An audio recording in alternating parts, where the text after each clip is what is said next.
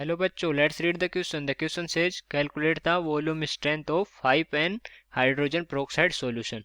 तो हमें जो इसकी जिसकी नॉर्मेलिटी 5 है उसका उस हाइड्रोजन पेरोक्साइड का वॉल्यूम स्ट्रेंथ बताना है. ठीक है, तो सबसे पहले लिखते हैं इस क्वेश्चन के लिए की कॉन्सेप्ट.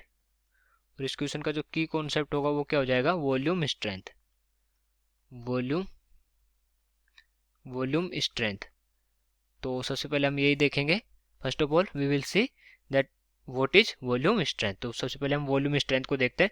तो volume strength is volume strength is volume strength is the volume of oxygen is the volume of oxygen volume of oxygen at STP. STP मतलब स्टैंडर्ड टेम्परेचर एंड प्रेशर.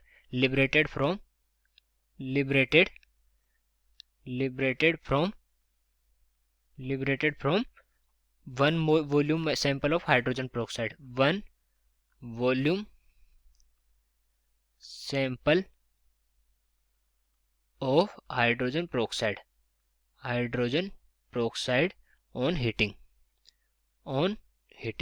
तो जब इसको हीट करते हैं ऑन हीटिंग, तो कितना volume of oxygen liberate होता है उसको वन वॉल्यूम सैंपल से उसको बोलते हैं वॉल्यूम स्ट्रेंथ. ठीक है, अगर हम बात करें जो नॉर्मेलिटी और वॉल्यूम स्ट्रेंथ के बीच में क्या रिलेशन होता है, नॉर्मेलिटी और वॉल्यूम स्ट्रेंथ के बीच में, तो वो होता है volume strength of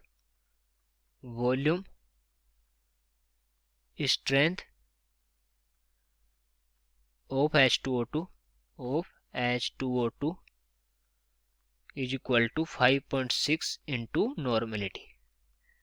5.6 into normality.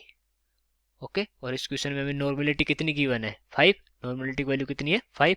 तो हम यहाँ से जो वॉल्यूम स्ट्रेंथ पता लगा सकते हैं. तो volume strength is equal to कितना हो गया? 5.6 इंटू 5, और यहाँ से ये वैल्यू आ गई हमारे पास 28 लीटर.